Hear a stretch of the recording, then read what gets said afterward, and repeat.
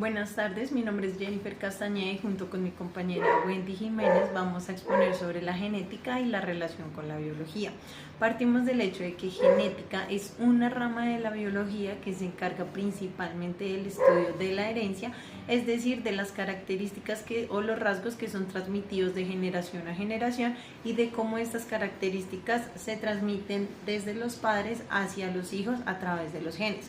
Por otro lado, podemos decir que los genes son segmentos de ADN que contienen información para producir a su vez proteínas, las cuales determinan las características de los seres vivos. De igual manera, podemos decir que el código genético depende principalmente de 4 bases nitrogenadas, las cuales son las formas de combinación que los genes utilizan para guardar toda la información genética, traducida por ADN, que es el ácido desoxirribonucleico, donde se presentan a su vez combinaciones entre guanina, timina, adenina y citosina, que a su vez conforman la doble cadena nucleica. También el ADN se encarga de crear como tal una réplica de sí mismo, una copia, que viene siendo el ARN. Estas copias o réplicas hacen que el ADN se convierta como tal en una matriz genética.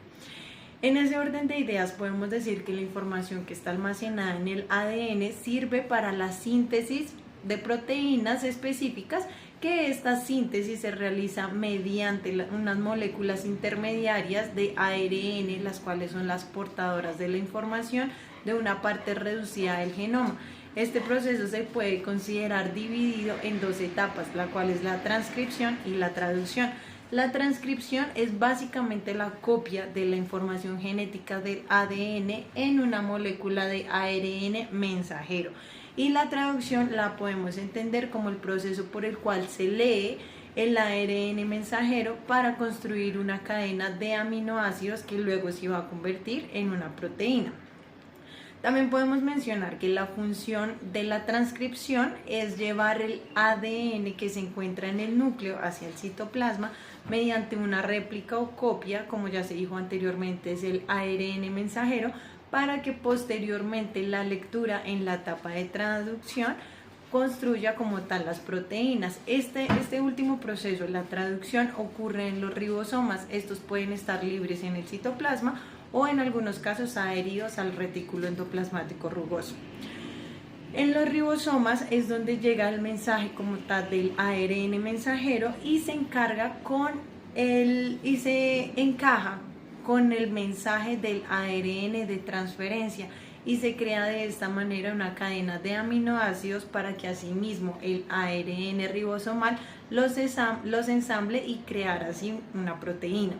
Por otro lado, podemos mencionar que hay una diferencia existente entre la estructura de los genes procariotas y los eucariotas, ya que los genes de los organismos eucariotas están por tanto formados por una serie de secuencias codificadoras denominadas exones y separadas por un conjunto de segmentos no codificadores llamados intrones. Por lo tanto, podemos decir que los exones son las secuencias codificadas del gen que contiene la información genética que será traducida a aminoácidos para formar así las proteínas. Y los intrones, por otro lado, son las secuencias no codificantes del gen que, aunque no codifican las proteínas, tienen unas funciones específicas que son reguladoras y estructurales y que participan en el control de la expresión genética y pueden influir dónde y cuándo se expresan ciertos genes y son eliminados del ARN por un proceso llamado splicing, es decir, empalme. Podemos concluir entonces que todo empieza en el ADN, es decir, que el ADN es quien contiene toda la información genética que determina no solo los rasgos físicos de una persona, sino también diferentes características de comportamiento y psicológicas, como la memoria, la inteligencia, la personalidad y también la predisposición a trastornos mentales. Esta información, gracias a la transcripción y la traducción, se activa y se convierte en proteínas. Muchas de esas proteínas son esenciales para el cerebro, algunas forman parte de las neuronas y otras funcionan como neurotransmisores, como la dopamina y la serotonina, que sabemos que estas influyen en el estado de ánimo. También podemos decir que los intrones y los exones tienen mucho que ver, ya que los intrones, a pesar de que no codifican proteínas directamente, regulan cuándo y cómo se activan los genes. Y esto es clave en psicología porque hay genes que solo se activan bajo ciertas condiciones ambientales, aunque hay un estudio específico de esto que se llama epigenética. Base genética de la agresión y la violencia. Diversos estudios han explorado la influencia genética en la agresión y el comportamiento violento. Se ha encontrado que estos comportamientos tienen una heredabilidad moderada, es decir, alrededor de un 30 a un 50% puede explicarse por factores genéticos, mientras que el resto depende del ambiente, especialmente el ambiente no compartido como experiencias personales únicas. Uno de los genes más estudiados es el MAOA, que tiene dos variedades, MAOA L, baja actividad, y la MAOA H, alta actividad. La variable MAOA L, combinada con experiencias negativas como maltrato infantil, se ha asociado con mayor agresividad y comportamiento antisocial.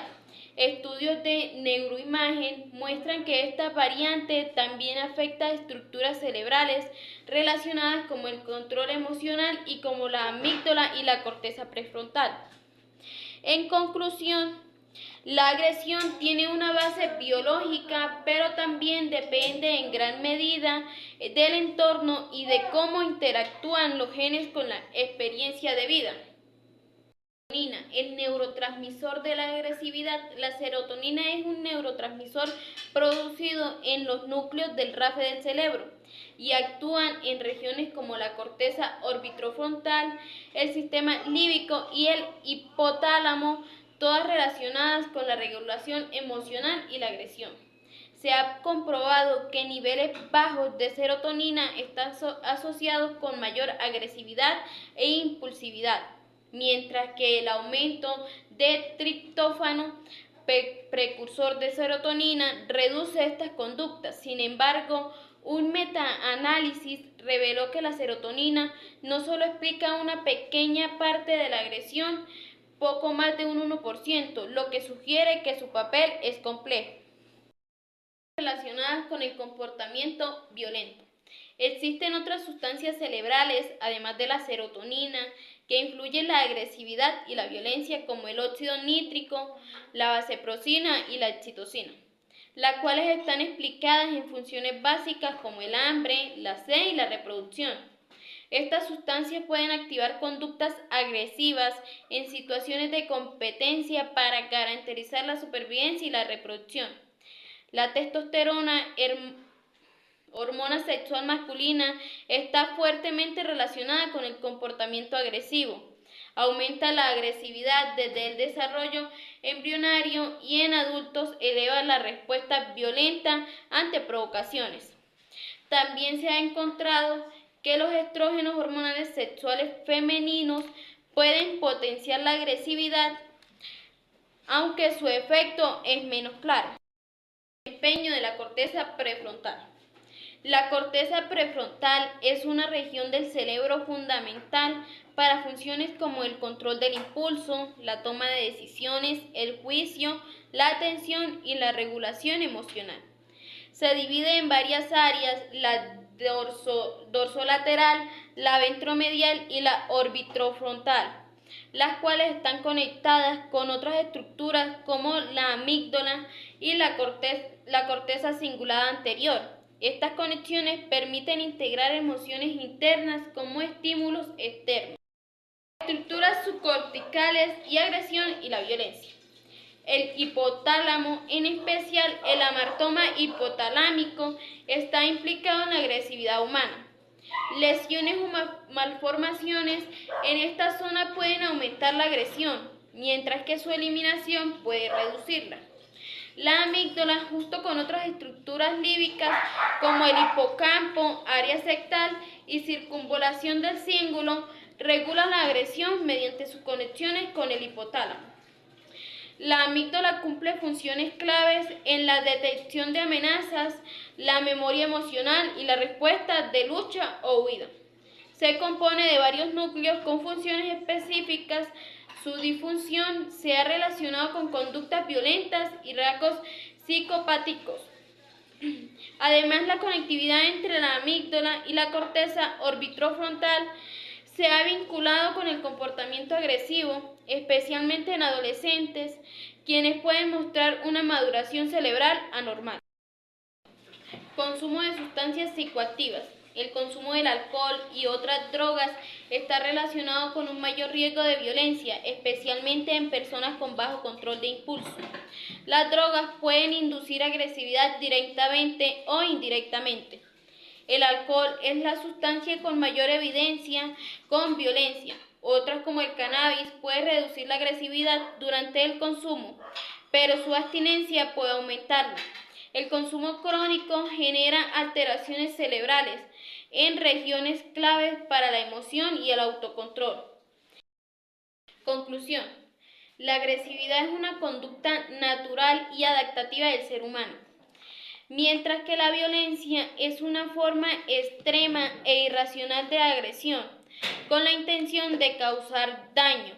Estas conductas están influenciadas por factores biológicos, hormonales y ambientales. El cerebro juega un papel fundamental, especialmente la corteza prefrontal, la amígdala y el hipotálamo. Además, el consumo de sustancias psicoactivas pueden alterar el control emocional y favorecer comportamientos violentos. La cultura, especialmente el machismo, también influyen, aumentando el riesgo de violencia contra la mujer. A pesar de todo, la razón y la educación permiten al individuo controlar sus impulsos. Finalmente, se destaca la teoría de la triple vulnerabilidad, que explica que la violencia surge por combinaciones de factores biológicos, psicológicos generales y psicológicos específicos.